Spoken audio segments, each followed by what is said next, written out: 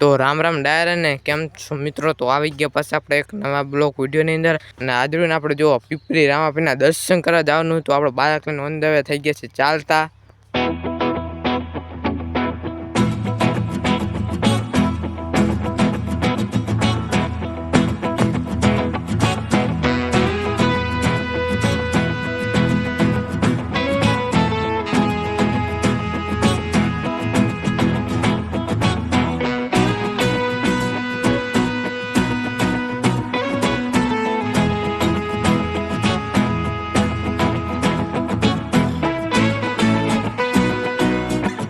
જો પીપળી રામાદેવને દર્શન કરવા જતા હતા જો વરસાદ ચાલુ થઈ ગયો હે એટલે જો આપણે અહીં ઉભા રહી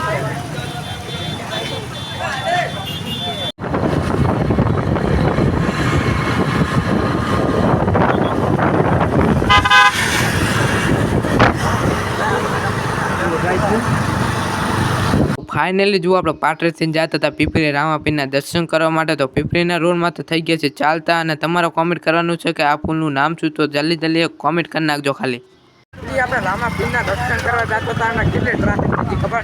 જો હજુ પણ ટ્રાફિક જ છે. અમારે ચાલીને જવું પડે. જો આ બાજુ બાઇક પડે, જો આ બાજુ સાઈડમાં બાઇક મેક દીધા. જો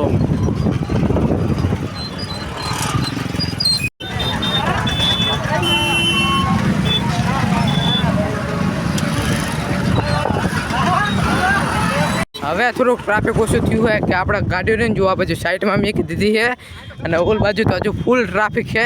અને અમે જો ચાલીએ છીએ અમે બધા ભાઈબંધો. જો આમ થોડો આગો રહી ગયું હોય હજુ. આજની આપણે બહુ ટ્રાફિક હતી એટલે રહ્યો ને આપણે બાઇક ચાલીને આવતા હતા. જો આપણે રામાપીરનું મંદિર આપણે આટલું આખું રહ્યું હોય, જો દેખાતું હશે તમને રામાપીરનું મંદિર. જો આ રહ્યું આપણે રામાપીરનું મંદિર. આપણે રામાપીરના દર્શન કરવા પીપળી પહોંચી ગયા હતા અને કેટલી ભીડ જુઓ.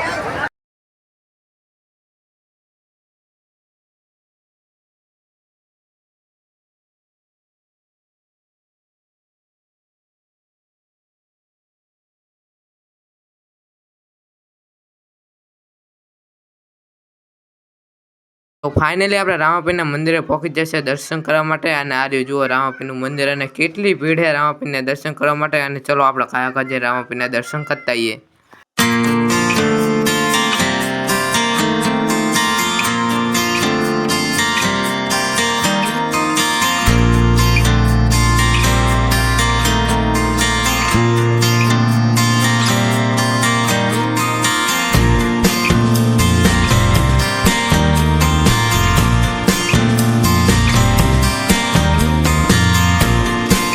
તો ફાઇનલી આપણે રામાપીરના દર્શન કરીને આવી જશે બહાર અને કેટલી ભીડ છે રામાપીરના દર્શન કરવા માટે.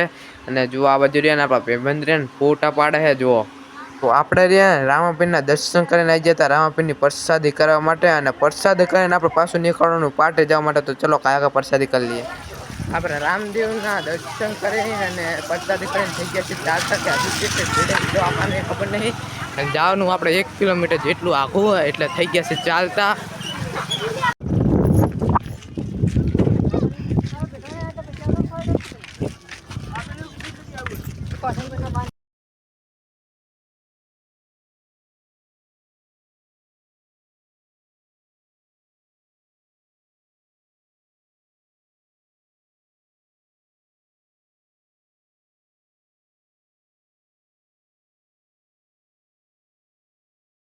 ફાઇનલી આપણે પીપળીથી પહોંચી ગયા હતા આપણા ઘરે. અને કેટલી ટ્રાફિક હતી ખબર?